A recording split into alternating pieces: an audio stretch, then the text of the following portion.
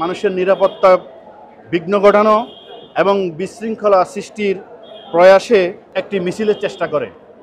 সেখান থেকে আমরা কিছু আসামিকে গ্রেপ্তার করতে সক্ষম হই এবং সেই আসামিদের তথ্য উপাত্ত দেওয়া তথ্যপত্র বিশ্লেষণ করে এই আসামিকে শনাক্ত করি এবং এই আসামির নিকট থেকে মামলার তদন্তের স্বার্থে এই আসামি ঘটনার সাথে জড়িত এবং পরিকল্পনায় কাকে কাকে অর্থ যোগান দিয়েছে এবং বাংলাদেশের কোথায় কোথায় থেকে এই উপস্থিত গ্রেপ্তারকৃত এবং পলাতক আসামিদেরকে হাজির করেছে বিশৃঙ্খলা তৈরির জন্য, সেই পলাতক আসামিদেরকে শনাক্ত করার জন্য এবং অর্থদাতা, নির্দেশদাতা, হুকুমদাতাদেরকে আমরা শনাক্ত করার জন্য এই মামলায়। এক্সট্রিম মশার কয়েল প্ল্যান্ট ফাইবার দিয়ে তৈরি, তাই সহজে ভাঙে না, সুগন্ধিযুক্ত ও নিরবিচ্ছিন্নভাবে চলে। ডেঙ্গু, চিকুনগুনিয়া বাহি সহ যে কোনো মশার বিরুদ্ধে দেয় এক্সট্রিম সুরক্ষা। 7 দিনের রিমান্ডের আবেদন করি।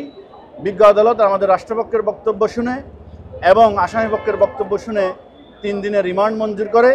আপনারা জানেন এই আসামি শুধু এই সন্ত্রাস বিরোধী কার্যক্রমেই জড়িত নয়, এই আসামির পিসিপিআরে আরও একাধিক মামলা রয়েছে যেগুলো বিচারাধীন রয়েছে।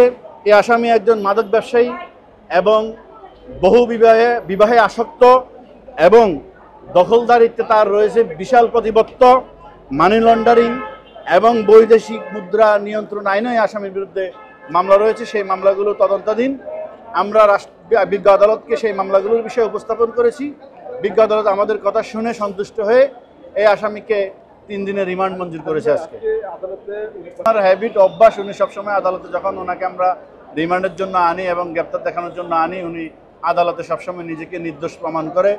উনি প্রেসিডেন্টের আমলেও উনি জেল খেটেছে, এখনও জেল খাটে।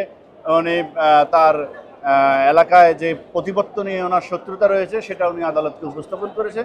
আদালত আমলে নিয়েছেন এবং বলেছে আপনি এগুলো তদন্তকারী কর্মকর্তার নিকট বলবেন, তদন্তকারী কর্মকর্তা তদন্ত করে ব্যবস্থা নেবেন।